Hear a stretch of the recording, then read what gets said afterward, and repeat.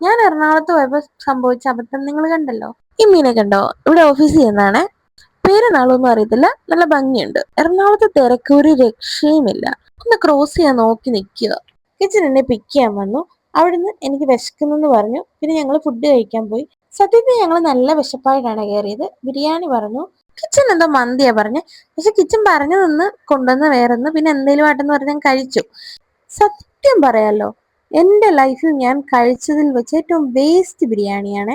കാശിന് കൊള്ളത്തില്ലായിരുന്നു. വിശപ്പ് ഒന്നമങ്ങാൻ വേണ്ടി കുറച്ച് കഴിച്ച് ബാക്കി അതിൽ തന്നെ വെച്ചിട്ട് എന്റെ കാഴ്ചപ്പാടിൽ ഫുഡ് കൊടുക്കുവാണെങ്കിൽ വൃത്തിയായിട്ടും അത്യാവശ്യ രുചിയോടും കൂടി കൊടുക്കുന്നതായിരിക്കും നല്ലത്.